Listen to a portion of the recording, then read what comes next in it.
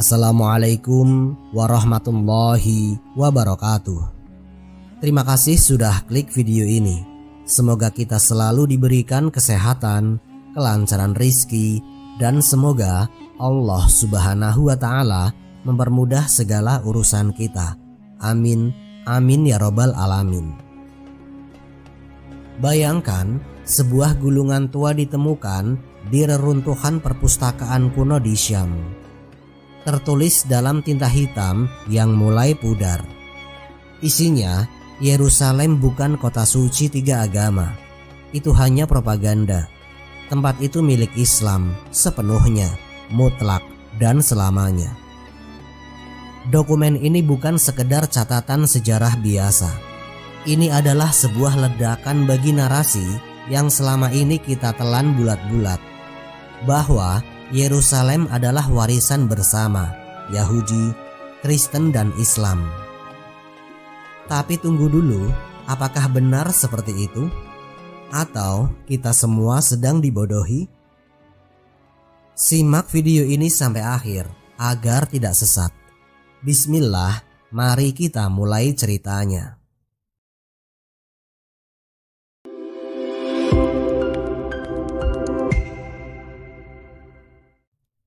Awal mula kebohongan, siapa yang menggagas Yerusalem milik tiga agama? Ada sebuah kebohongan besar yang disisipkan ke dalam benak miliaran manusia, nyaris tanpa pertanyaan. Narasi itu terdengar indah, terdengar damai, terdengar moderat. Tapi justru karena itulah ia lolos dari pengawasan umat. Kebohongan itu berbunyi, Yerusalem adalah kota suci bagi tiga agama, Yahudi, Kristen, dan Islam. Sekilas terdengar adil, seolah-olah itu adalah bentuk keadilan sejarah. Tapi tunggu, apakah Rasulullah pernah mengajarkan hal itu? Apakah Sayyidina Umar bin Khattab radhiyallahu anhu ketika menaklukkan kota itu pernah mengakui kekudusan agama lain di atas tanah itu? Apakah para ulama Ahlus Sunnah wal Jamaah pernah mengajarkan bahwa Al-Aqsa adalah situs multi-faith? Jawabannya mengejutkan, yaitu tidak, bahkan sebaliknya. Yerusalem di dalam Al-Quran bukan tanah bersama, tapi tanah yang disucikan untuk orang bertakwa. Allah Subhanahu wa Ta'ala berfirman, Maha suci Allah yang telah memperjalankan hambanya di malam hari dari Masjidil Haram ke Masjidil Aqsa yang kami berkahi sekelilingnya. Quran Surat Al-Isra ayat 1. Kata diberkahi sekelilingnya menjadi kunci. Dalam tafsir Al-Baghawi dan tafsir Ibnu Katsir dijelaskan bahwa keberkahan di sekitar Al-Aqsa bukan karena lokasi sejarah atau simbol agama lain, tapi karena tempat itu adalah tanah wahyu, tempat para nabi menyeru kepada tauhid. Dan pada akhirnya tempat itu ditaklukkan dan disucikan oleh umat Islam. Jadi sejak awal Al-Aqsa disebut bukan dalam kerangka multireligius, tapi kesatuan risalah tauhid yang diakhiri dengan Islam. Fakta sejarah yang jarang dibeberkan adalah tidak ada Yahudi di Al-Aqsa ketika Nabi Isra Mi'raj. Riwayat-riwayat sahih menyebutkan bahwa saat Nabi melaksanakan Isra dan Mi'raj, beliau berhenti dan sholat di Masjid Al-Aqsa. Di sana beliau menjadi imam bagi seluruh nabi, dari Nabi Adam sampai Nabi Isa. Ini adalah peneguhan kepemimpinan risalah. Rasulullah tidak sekedar mampir, beliau memimpin. Artinya, kepemimpinan spiritual sudah berpindah secara definitif dari Bani Israel kepada umat Rasulullah. Ibnu Abbas radhiyallahu anhuma menafsirkan bahwa Mi'raj itu adalah pemindahan simbolis sekaligus nyata dari pusat wahyu lama menuju wahyu final, yaitu Islam.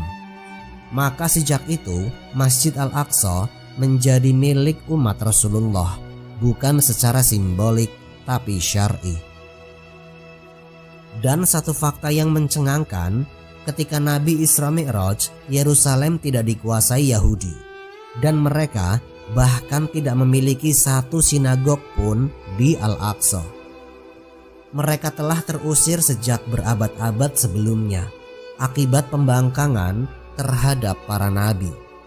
Dalam sumber-sumber Yahudi sendiri tercatat bahwa mereka dilarang kembali oleh bangsa Romawi hingga abad ke-7. Jadi, klaim bahwa Yahudi punya keterikatan ritual atas Masjid Al-Aqsa saat Nabi hidup itu adalah ilusi sejarah. Tidak ada, mereka sudah punah dari sana. Tahun 638 Masehi, Sayyidina Umar bin Khattab memasuki Baitul Maqdis. Ini adalah momen yang sangat menentukan dalam sejarah umat Islam dan Yerusalem. Yang luar biasa, dokumen perjanjian Sayyidina Umar yang ditulis dengan tangan khalifah sendiri menjadi salah satu dokumen paling autentik dalam sejarah Islam. Isinya juga tegas. Pertama, melindungi kaum Nasrani dan properti mereka. Kedua, melarang pembangunan gereja baru di kota itu. Ketiga, melarang orang Yahudi tinggal di dalam kota Yerusalem. Ya, Anda tidak salah dengar. Sayyidina Umar melarang orang Yahudi tinggal di Yerusalem. Mengapa demikian? Karena sejak awal Yahudi telah diusir oleh Allah sendiri lewat sejarah kehinaan mereka. Nabi Musa sudah memperingatkan, Nabi Isa mengusir mereka dari Baitullah, dan Rasulullah memperingatkan mereka berkali-kali hingga akhirnya Bani Quraisyah dibinasakan karena khianat. Sayyidina Umar hanya meneruskan ketetapan langit itu. Tidak ada narasi multikultural, tidak ada narasi tiga agama. Yerusalem menjadi bagian dari dunia Islam sepenuhnya dan syar'i. Narasi tiga agama baru muncul di abad ke-20 dan siapa dalangnya. Inilah bagian paling mengejutkan. Konsep Yerusalem untuk tiga agama tidak pernah dikenal umat Islam selama lebih dari 13 abad. Baru pada abad ke-20, tepatnya setelah Perang Dunia I, saat Inggris menguasai Palestina dan mendukung deklarasi Balfour, konsep ini mulai dimunculkan. Deklarasi ini yang diberikan kepada Rothschild, tokoh Yahudi Zionis, menyatakan bahwa Palestina akan menjadi tanah nasional bagi bangsa Yahudi. Tapi karena harus tetap menjaga legitimasi internasional, Inggris menyisipkan istilah A Holy City for Three Abrahamic Religion. Itulah awalnya, bukan dari Rasulullah, bukan dari Sayyidina Umar, tapi dari lobi Zionis dan para sekutunya. Dan sayangnya banyak tokoh muslim yang ikut-ikutan menyebarkannya, termasuk dalam buku pelajaran, film, dokumen resmi PBB, dan bahkan pidato sebagian pemimpin Arab. Padahal yang sedang terjadi adalah pencurian makna. Kita dibodohi dan kita diam. Hari ini, jika Anda bersuara bahwa Yerusalem adalah 100% milik Islam, Anda akan dicap ekstremis. Tapi jika Anda bilang Yerusalem kota suci tiga agama, Anda dianggap damai. Padahal Rasulullah bersabda, akan senantiasa ada sekelompok dari umatku yang menegakkan kebenaran, tidak memperdulikan celaan orang yang mencela. Mereka berpegang di atas kebenaran di sekitar Baitul Maqdis. Hadis riwayat Ahmad dan Al-Hakim. Mereka tidak disebut sebagai diplomat, mereka disebut sebagai pejuang yang tidak peduli celaan dunia. Dan kebenaran itu jelas, yaitu Yerusalem adalah milik Islam, bukan milik bersama. Keberkahan Al-Aqsa bukan karena sejarah Yahudi, tapi karena risalah Islam.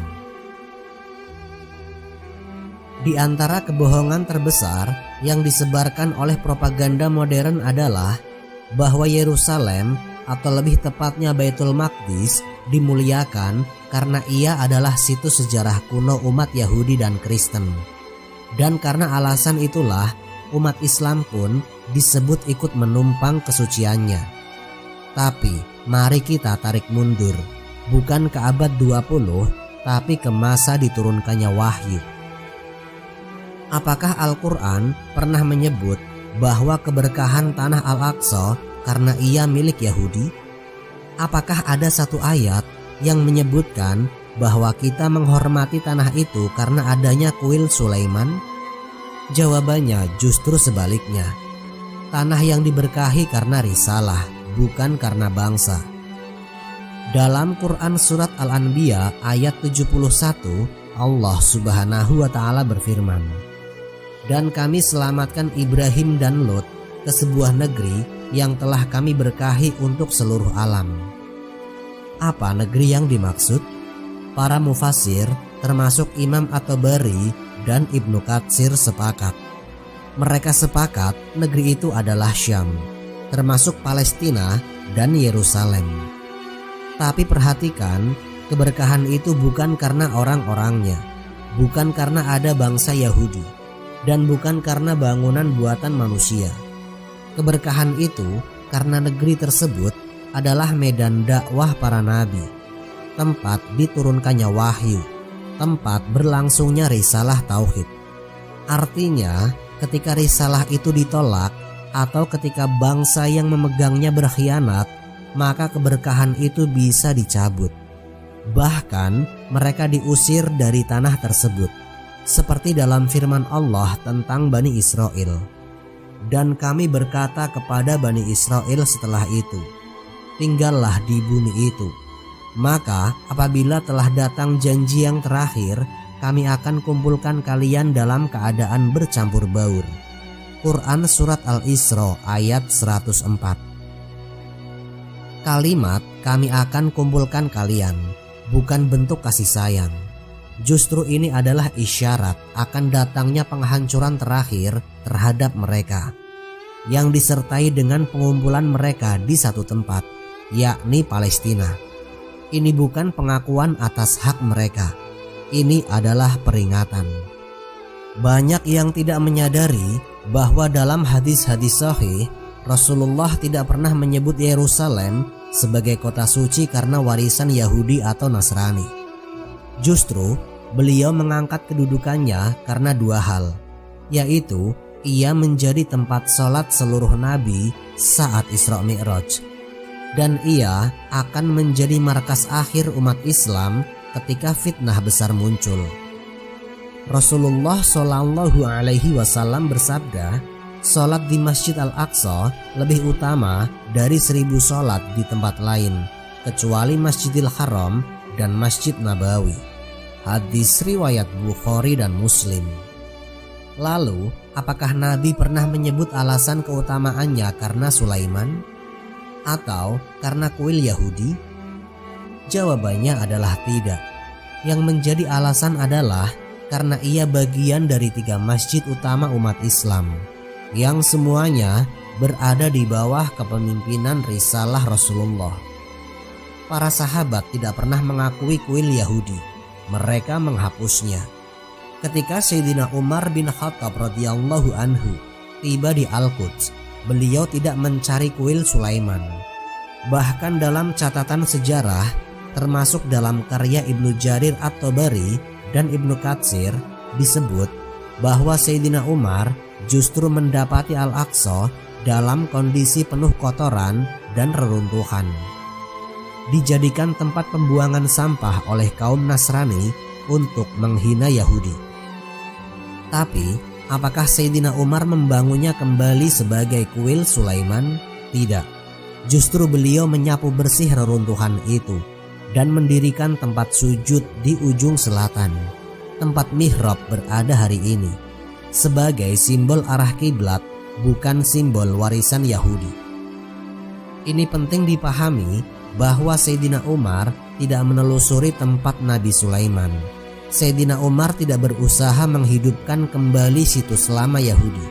Beliau mendirikan simbol baru, yaitu simbol Islam. Artinya, dari sejak awal para sahabat paham keutamaan Al-Aqsa adalah karena perintah wahyu Islam, bukan karena situs sejarah bangsa sebelumnya.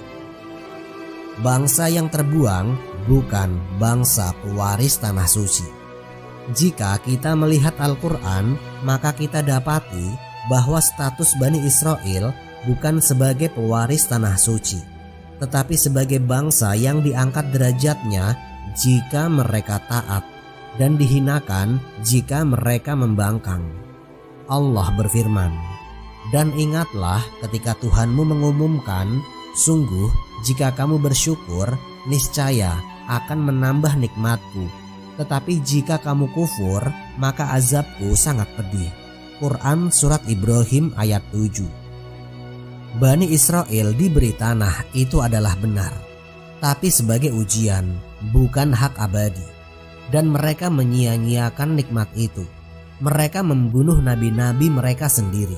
Mereka menolak Nabi Musa, menentang Nabi Isa, dan menghina Rasulullah. Maka apakah mereka masih layak disebut pemilik tanah itu? Dalam logika Islam jawabannya adalah tidak. Kita diajari berempati kepada mereka, tapi lupa bahwa Allah sudah memutus mereka. Banyak umat Islam hari ini yang terjebak narasi kemanusiaan yang telah direkayasa, bahwa Yahudi juga korban, bahwa mereka hanya ingin tanah air, bahwa mereka punya hak sejarah. Tapi apa yang dikatakan Rasulullah? Dalam Sahih Muslim disebutkan, kiamat tidak akan terjadi hingga kaum muslimin memerangi Yahudi, hingga orang Yahudi bersembunyi di balik batu dan pohon. Lalu batu dan pohon berkata, "Wahai Muslim, wahai hamba Allah, ini Yahudi di belakangku, kemarilah dan bunuh dia." Hadis riwayat Muslim. Ini bukan ajakan untuk kebencian membabi buta. Ini adalah wahyu. Ini adalah nubuah. Nubuah Rasulullah tentang akhir zaman. Narasi mereka hanya korban hanyalah propaganda Zionis untuk menyamarkan rencana besar, yaitu menguasai Baitul Maqdis, membangun kembali kuil, dan menjadikan Islam sebagai penumpang. Padahal risalah telah sempurna. Pewaris risalah Ibrahim, Musa, dan Isa bukanlah yang berbangsa Yahudi, tapi yang mengikuti Rasulullah. Tapi apa kita menyadarinya? Hari ini kita melihat umat Islam berlomba-lomba menunjukkan kesetaraan agama atas Al-Aqsa. Kita melihat perjanjian damai, pernyataan multi-faith, bahkan deklarasi bersama bahwa Al-Aqsa adalah warisan bersama, Abrahamic Faith. Tapi tidak satu pun dari itu berasal dari Rasulullah.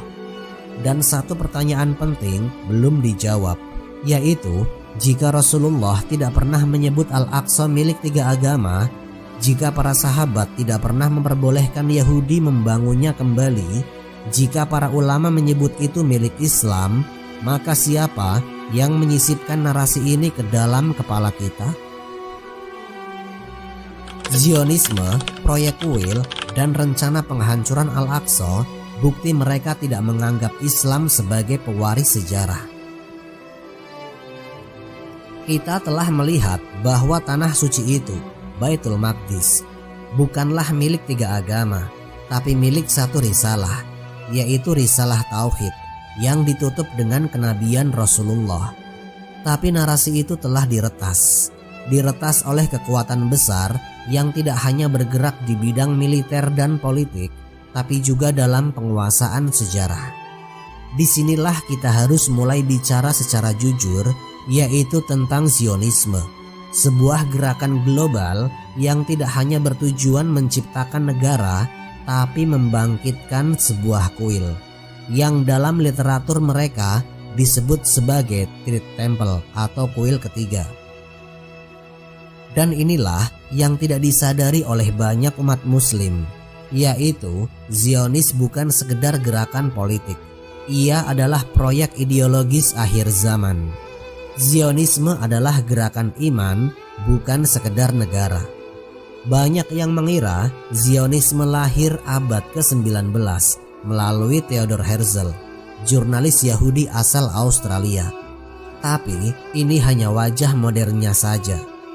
Hakikat Zionisme adalah panggilan iman sesat dari nubuah palsu yang mereka percayai, bahwa Al-Masih bukan Isa alaihi salam, akan datang hanya jika kuil Sulaiman dibangun kembali. Dan untuk membangunnya, satu bangunan harus dihancurkan, yaitu Masjid Al-Aqsa. Inilah yang mereka impikan sejak dahulu, yaitu mendirikan rumah Tuhan versi mereka, bukan di tempat lain, tapi di atas tempat sujud umat Islam.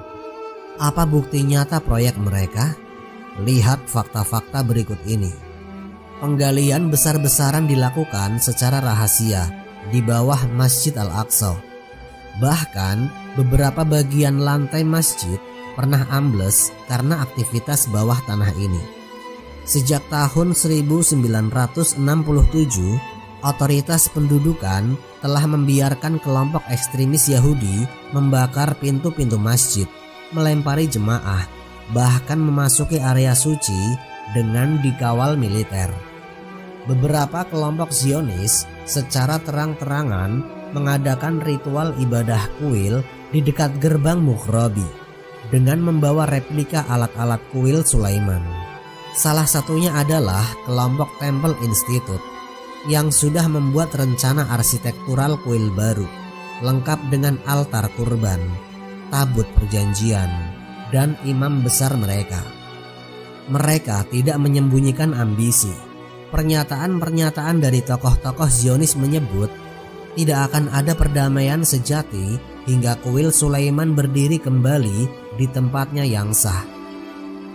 Tempatnya yang sah itu adalah tempat berdirinya Masjid Al-Aqsa hari ini. Islam tidak pernah mengakui proyek kuil. Dalam Islam tidak ada satupun teks sahih yang memerintahkan kita menjaga peninggalan Yahudi. Tidak ada satupun hadis yang menyuruh kita menjaga kuil lama. Bahkan Rasulullah menolak menyucikan tempat-tempat lama jika itu dikaitkan dengan kemusyrikan. Dalam sebuah riwayat, para sahabat masuk ke benteng Yahudi di Khaybar. Mereka melihat bangunan yang disebut tempat ibadah. Namun Rasulullah tidak memerintahkan penjagaan, justru beliau membiarkan karena tidak ada nilai ibadah dalam bangunan itu. Lalu kenapa hari ini kita justru mendengar bahwa kita harus berbagi tempat suci? Agenda internasional adalah membingkai ulang Yerusalem. Sejak 1990-an, gerakan Zionis berhasil menyusup ke dalam lembaga-lembaga internasional, bahkan ke lembaga-lembaga agama yang mengaku toleran. Mereka memperkenalkan konsep 3 agama, 1 kota suci, yang pada dasarnya mendegradasi Islam menjadi hanya salah satu dari banyak opsi, yaitu bukan lagi pewaris risalah, bukan lagi pelindung suci Al-Aqsa, hanya sekedar salah satu pewaris mitos lama. Lihat bagaimana organisasi dunia hari ini. UNESCO menyebut Yerusalem sebagai warisan bersama Abrahamik religius. Vatikan menyerukan agar Al-Quds menjadi wilayah internasional. Beberapa negara Muslim bahkan mengusulkan agar pengelolaan Al-Aqsa dibagi bersama komunitas Yahudi dan Kristen. Tapi semua itu bertentangan dengan perintah Rasulullah. Rasulullah telah memperingatkan dalam satu hadis menggetarkan yang diriwayatkan oleh Al-Imam Ahmad. Rasulullah bersabda, "Akan senantiasa ada sekelompok dari umatku yang terus menegakkan kebenaran, tidak membahayakan mereka siapa yang menelantarkan mereka atau menentang mereka. Mereka akan tetap dalam kondisi demikian hingga datang perintah Allah." Para ulama menjelaskan kelompok itu akan bertahan di Baitul Maqdis dan sekitarnya, bukan di Vatikan, bukan di Washington, bukan di lembaga perserikatan bangsa-bangsa. Maka siapa sebenarnya penjaga Al-Aqsa? Kitalah umat Rasulullah. Zionis tahu itu, tapi mereka bertaruh waktu. Mereka tahu umat ini sedang lengah. Mereka tahu banyak umat Islam lebih percaya pada media daripada hadis sahih. Mereka juga tahu hari ini lebih mudah membuat umat Islam ragu terhadap agamanya sendiri daripada menembus tembok Masjid Al-Aqsa. Maka mereka tidak terburu-buru.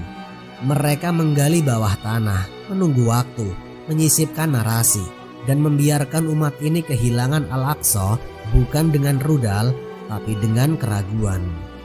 Lalu siapa yang dibohongi? Kita diajari bahwa Al-Aqsa adalah milik 3 agama, tapi tidak satu pun dari Nabi menyebut itu. Tidak satu pun sahabat mendukung itu. Tidak satu pun ulama salaf merestui itu. Maka siapakah yang mengajarkan kita untuk percaya? Zionisme. Mereka tidak perlu menyerang secara frontal. Mereka cukup mengubah narasi. Dan jika narasi berhasil dibalik, maka umat ini akan menyerahkan kunci masjidnya sendiri. Kuil Sulaiman atau kuil setan, penipuan nama Nabi untuk proyek Dajjal. Nabi Sulaiman alaihi salam, Raja Agung, Nabi yang kekuasaannya melampaui manusia dan jin, bahkan angin dan burung. Nama beliau dalam sejarah Islam bukan sekedar legenda, tapi Nabi besar dari Bani Israel yang Allah muliakan dengan kerajaan tiada tanding, namun tetap dalam koridor tauhid. Tapi inilah fakta yang mencengangkan. Hari ini nama Sulaiman dicatut, dipinjam, digunakan, dan dipelintir untuk melegalkan proyek kuil yang sejatinya tidak pernah diperintahkan oleh Allah dan tidak pernah disebut oleh Rasulullah sebagai bagian dari ajaran Islam. Yang dikatakan Al-Quran tentang Sulaiman alaihi salam, mari kita kembali ke sumber utama, yaitu Al-Quran. Dan mereka mengikuti apa yang dibaca oleh setan-setan pada masa kerajaan Sulaiman.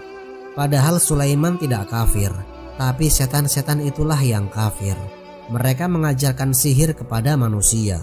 Quran Surat Al-Baqarah ayat 102. Perhatikan, Allah dengan tegas membersihkan nama Nabi Sulaiman dari tuduhan sihir. Sebab di masa itu banyak orang menyembah ilmu gaib dan menyangka Nabi Sulaiman menguasai jin karena ilmu sihir. Inilah akar dari penyimpangan modern, bahwa kuasa spiritual bisa dibangun kembali lewat ritual-ritual rahasia.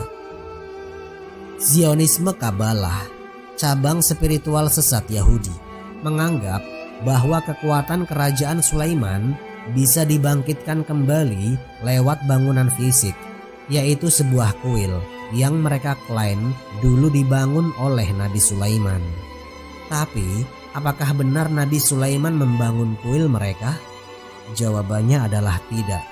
Riwayat-riwayat sahih dan tafsir para ulama Ahlus Sunnah menjelaskan Nabi Sulaiman alaihi salam membangun tempat ibadah untuk tauhid, bukan untuk ritual Yahudi yang sepenuhnya penyimpangan. Tidak ada riwayat sahih yang menyebutkan bahwa beliau memerintahkan pembangunan kuil batu seperti yang dideskripsikan oleh Temple Institute atau naskah Talmud. Dalam tafsir Ibnu Katsir disebutkan bahwa Nabi Sulaiman membangun Bait Al-Maqdis sebagai tempat ibadah kepada Allah. Tapi ketika beliau wafat, para jin meneruskan pembangunan itu dan manusia tidak tahu bahwa Nabi Sulaiman telah wafat. Tatkala kami telah menetapkan kematian bagi Sulaiman, tidak ada yang menunjukkan kepada mereka bahwa ia telah mati kecuali rayap yang memakan tongkatnya. Quran Surat Saba ayat 14. Ayat ini menjadi bukti, yaitu proyek pembangunan itu tidak dikendalikan oleh manusia setelah wafatnya Nabi Sulaiman. Jadi bagaimana mungkin proyek kuil yang hari ini mereka klaim bisa dikaitkan dengan Nabi Tauhid itu? Kuil 3 lapis yaitu simbol perlawanan terhadap Islam. Dalam dokumen rahasia yang beberapa kali bocor disebutkan bahwa kuil ketiga yang ingin dibangun memiliki 3 lapis makna, yaitu lapis fisik, bangunan batu besar yang menggantikan Al-Aqsa. 2 lapis spiritual, yaitu tempat upacara pemanggilan kembali roh Sulaiman. Dan yang ketiga, lapis ideologi, yaitu melambangkan kemenangan Dajjal atas umat Tauhid. Ya, Dajjal. Zionis Kabbalah meyakini bahwa bangunan ini akan menjadi tahta bagi pemimpin dunia yang akan menguasai seluruh manusia. Mereka tidak menyebut Dajjal, tentu saja. Tapi bagi kita, Ahlus Sunnah wal Jamaah tidak ada kesangsian. Karena Rasulullah bersabda, sesungguhnya Dajjal akan turun di lembah antara Syam dan Irak. Lalu ia akan menyebar ke seluruh penjuru bumi. Hadis riwayat Muslim. Dalam banyak hadis sahih disebutkan bahwa Dajjal tidak bisa masuk ke Mekah dan Madinah, tapi akan berusaha menguasai Baitul Maqdis. Jadi, apa makna pembangunan kuil baru? Itu adalah panggung akhir zaman. Penyebutan nama Sulaiman adalah legitimasi tipu daya. Mereka tahu jika mereka mengatakan ini proyek Yahudi ekstrim, dunia akan menolak. Tapi jika mereka bilang ini adalah warisan Nabi Sulaiman, siapa yang berani menentang? Nama Nabi dijadikan jubah untuk membenarkan penyimpangan, persis seperti yang dilakukan kaum sebelumnya. Dan janganlah kamu campur adukan yang hak dengan yang batil, dan kamu sembunyikan yang hak padahal kamu mengetahuinya. Quran Surat Al-Baqarah ayat 42. Zionis tidak menyembunyikan niat mereka, tapi mereka mengemasnya dengan istilah spiritual, yaitu warisan Nabi, tempat suci 3 agama, rumah Tuhan universal. Padahal itu adalah tempat sujud palsu untuk menyambut pemimpin sesat. Ulama salaf sudah memperingatkan. Imam Asy-Syatibi dalam Al-I'tisyam menyatakan, bid'ah yang paling berbahaya adalah meniru-niru syariat, namun ditujukan pada tujuan batil. Apa yang lebih meniru syariat daripada mengaku membangun kuil Sulaiman atas nama iman, tapi sejatinya untuk mempersiapkan Dajjal? Ibnu Taimiyah rahimahullah juga berkata, semua bangunan yang dibangun atas dasar agama selain Islam, maka ia batil, tidak ada kemuliaan di dalamnya. Jadi, apakah kuil itu tempat suci? Atau justru tempat persiapan kekuatan batil akhir zaman? Dan inilah kenapa mereka harus menghancurkan Al-Aqsa. Masjid Al-Aqsa bukan hanya simbol Islam, ia adalah benteng terakhir Tauhid di Al-Quds. Selama Al-Aqsa berdiri, tidak mungkin mereka bisa melegalkan kehadiran spiritual yang mereka klaim. Mereka tidak hanya ingin meruntuhkan batu, mereka ingin menghancurkan jejak Isra dan Mi'raj. Mereka ingin menghapus tapak kaki Rasulullah di tanah itu. Mereka ingin memotong rantai kenabian dan menggantikan dengan kenabian palsu. Inilah permainan mereka, permainan licik yang menyamar dalam pakaian spiritual. Mereka menuduh Nabi Sulaiman dengan sihir, lalu mencatat namanya untuk membangun kuil, lalu menuduh Al-Aqsa sebagai bangunan penyerobot. Dan dengan sabar mereka menyusun batu-batu akhir zaman. Tapi pertanyaannya kini bukan lagi siapa yang membangun kuil. Pertanyaannya adalah, apakah kita akan diam menyaksikan Dajjal diberi tahta dengan nama Nabi kita? Strategi Zionis menghapus Al-Aqsa langkah demi langkah menuju ledakan akhir. Apa yang kalian lihat hari ini di Yerusalem? Tembok ratapan, wisata rohani 3 agama, doa Yahudi, lonceng gereja, dan adzan masjid. Semua itu hanyalah panggung. Di balik tirai itu ada operasi sistematis. operasi penghapusan Masjid Al-Aqsa, bukan dengan bom, bukan dengan bulldozer, tapi dengan kesabaran setan dan strategi bertingkat. Langkah pertama, normalisasi klaim. Zionis sangat memahami satu hal, yaitu jika mereka meledakkan Al-Aqsa hari ini, dunia akan terbakar.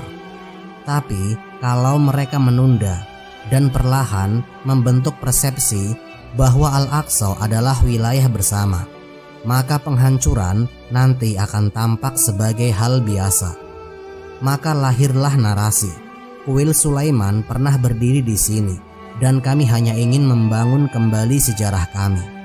Padahal seperti yang ditulis para arkeolog Yahudi sendiri, tidak ada bukti arkeologis yang valid bahwa Temple Mount pernah berdiri tepat di bawah Masjid Al-Aqsa.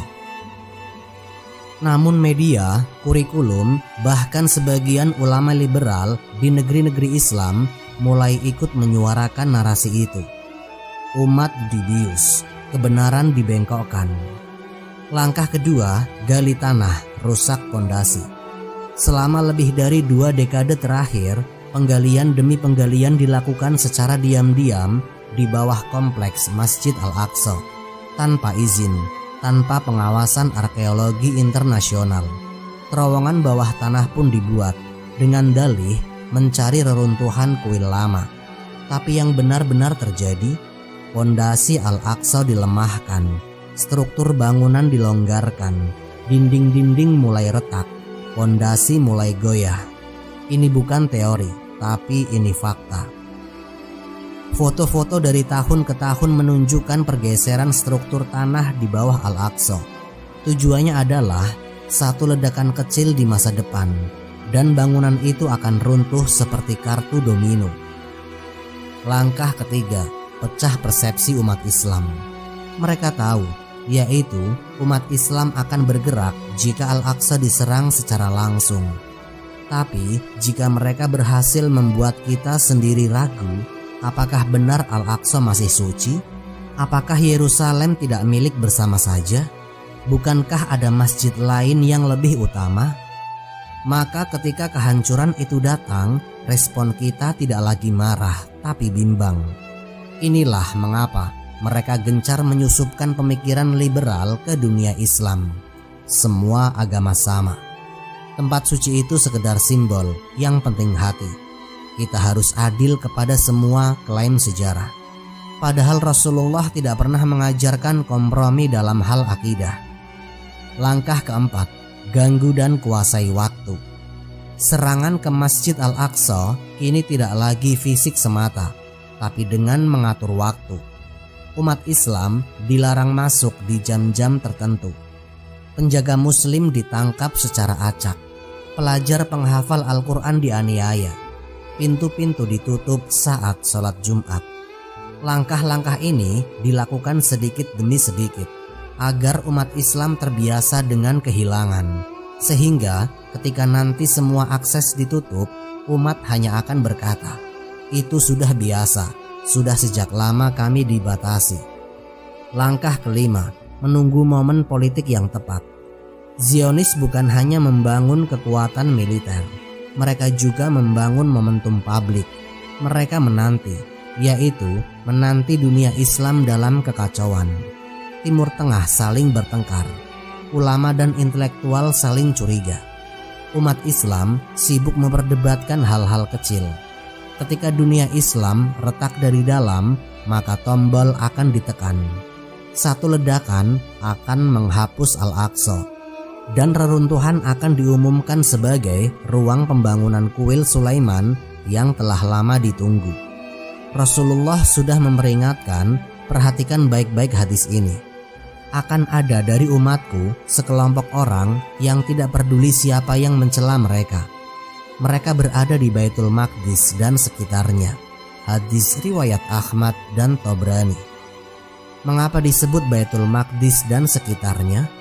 Karena memang pusat pertarungan akhir zaman akan terjadi di situ.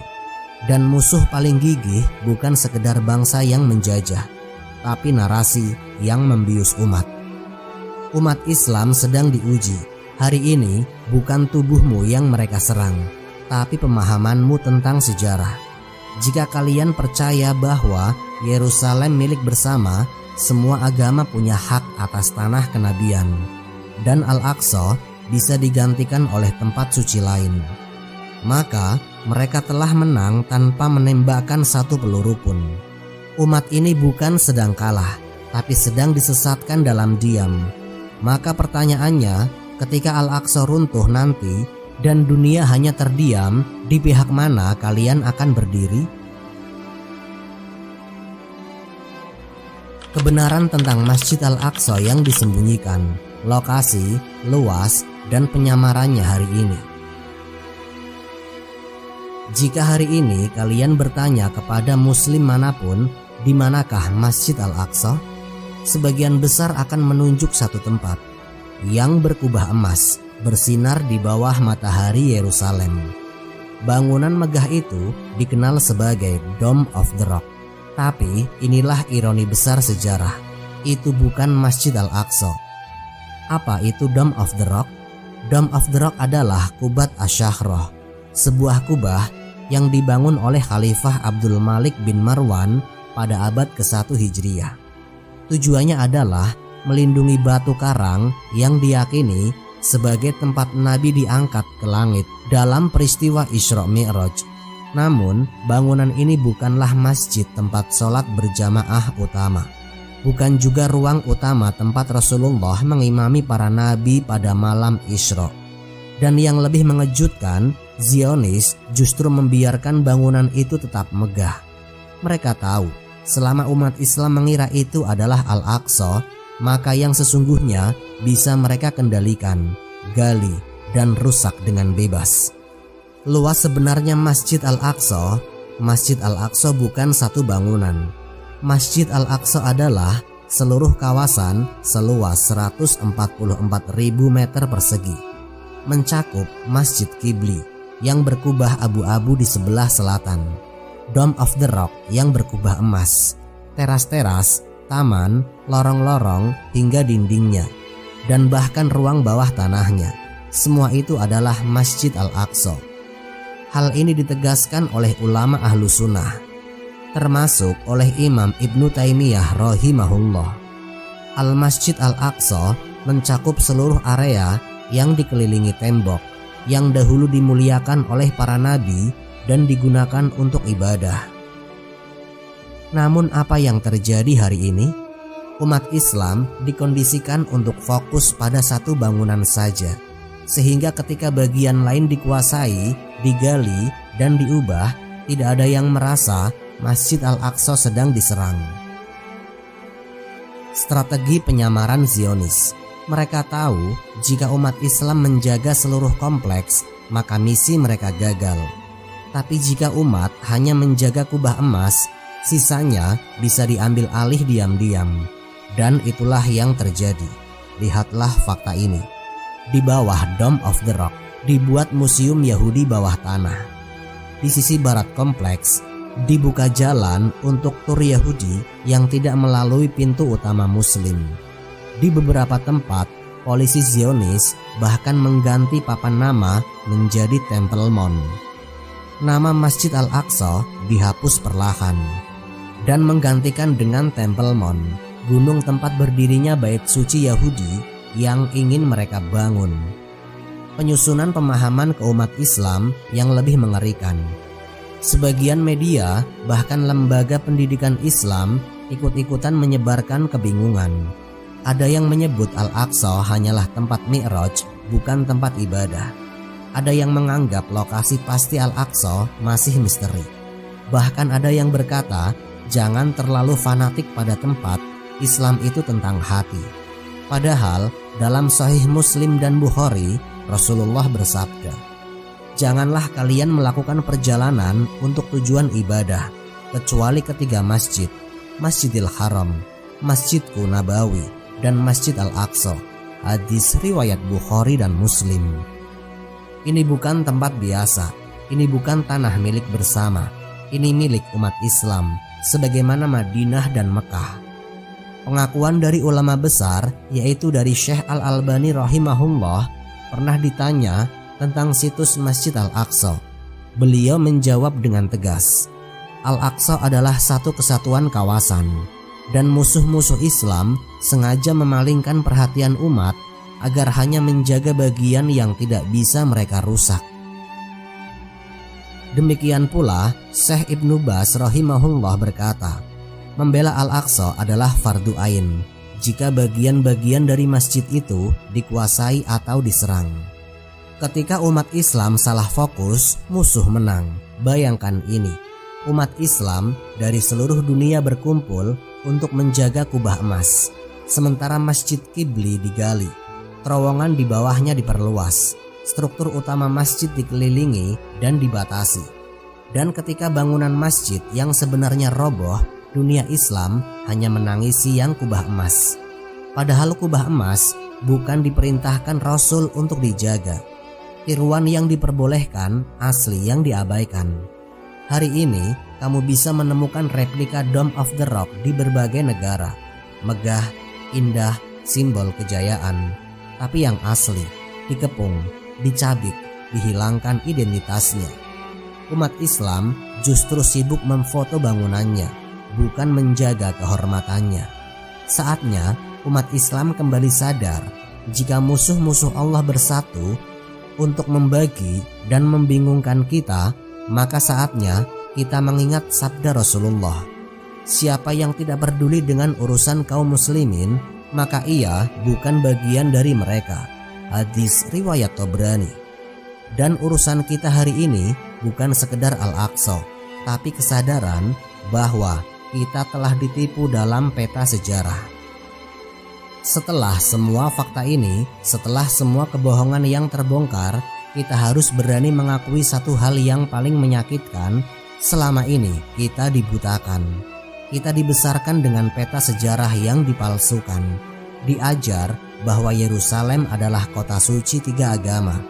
Dibisiki bahwa Al-Aqsa hanyalah simbol damai. Dibuai oleh foto kubah emas dan melupakan jantung masjid yang sebenarnya. Dan yang lebih tragis lagi, kita tidak hanya dibohongi oleh musuh luar, tapi juga oleh kelalaian diri kita sendiri. Zaman kita bukan lagi zaman pedang dan panji, tapi zaman informasi, zaman opini, zaman di mana narasi bisa menjadi peluru paling mematikan, menembus keyakinan, merusak akidah, dan mengguncang sejarah. Dan hari ini narasi besar yang mereka sedang gelorakan adalah ini, Yerusalem milik tiga agama. Terdengar manis, terdengar toleran dan moderat. Tapi apakah ini kebenaran? Ataukah ini adalah produk rekayasa terbesar dalam sejarah spiritual umat manusia? Yang terakhir, mari kita ambil hikmah yang harus kita petik. Pertama, umat Islam harus melek sejarah. Rasulullah tidak mengajarkan kita untuk menyembah bangunan, tapi beliau menekankan arah ibadah dan makna tempat suci. Perjalanan ibadah hanya untuk tiga masjid, Masjidil Haram, Masjid Nabawi, dan Masjid Al-Aqsa. Hadis riwayat Bukhari dan Muslim. Maka siapapun yang menyederhanakan Al-Aqsa menjadi sekadar simbol pluralisme telah memalsukan makna wahyu. Kedua, Baitul Maqdis adalah milik Islam, titipan amanah umat. Baitul Maqdis bukan sekedar tempat suci, ia adalah tanah yang diwariskan kepada umat ini lewat tangan para nabi dan ditaklukkan dengan darah para sahabat. Sayyidina Umar tidak menaklukkan Yerusalem untuk dibagi tiga. Ia mengambilnya sebagai wilayah Islam dan menjamin keamanan minoritas dengan keadilan syariat. Yang ketiga, jangan mau ditipu dengan simbol-simbol yang kosong. Kita telah diseret untuk mencintai bentuk tapi melupakan isi, mengagumi arsitektur tapi lupa menjaga kehormatan, melihat Al-Aqsa sebagai destinasi tur religi, bukan tanah ribat yang suci. Itulah strategi musuh, mengalihkan fokus umat dari substansi ke simbol.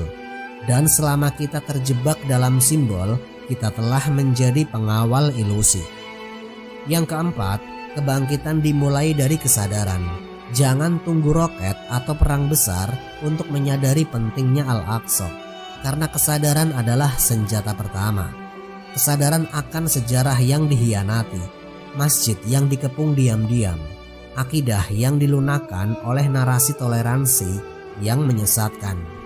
Yang kelima, ini bukan sekedar masalah Palestina, tapi masalah kita semua. Siapa yang menyangka bahwa kita bisa berteriak bela Islam tapi melupakan Al-Aqsa? Padahal Al-Aqsa adalah cermin kita. Jika kita kuat menjaga Al-Aqsa, berarti kita masih hidup. Jika kita diam dan bingung tentang Al-Aqsa, maka hati umat ini telah mati. Pesan terakhir dari video ini, kita tidak sedang menunggu perang terakhir, tapi sedang menghadapi perang paling sunyi, yaitu perang narasi, perang identitas, perang kebenaran. Dan jika kita kalah dalam perang ini, generasi setelah kita akan tumbuh dalam sejarah yang dimanipulasi. Mereka tidak tahu lagi bahwa Al-Aqsa pernah menjadi milik Islam dan bahwa umat ini pernah lupa menjaganya. Wallahu a'lam bishawab. Semoga kisah ini memberikan manfaat dan menjadi pengingat bagi kita semua untuk terus memperbaiki diri serta meningkatkan ketaatan kepada Allah Subhanahu wa Ta'ala. Lebih dan kurangnya mohon dimaafkan. Yang benar datangnya dari Allah Subhanahu wa Ta'ala. Hilaf atau keliru itu datangnya dari saya pribadi sebagai manusia biasa. Sampai jumpa di kisah-kisah inspiratif berikutnya. Akhirul kalam. Wassalamualaikum warahmatullahi wabarakatuh.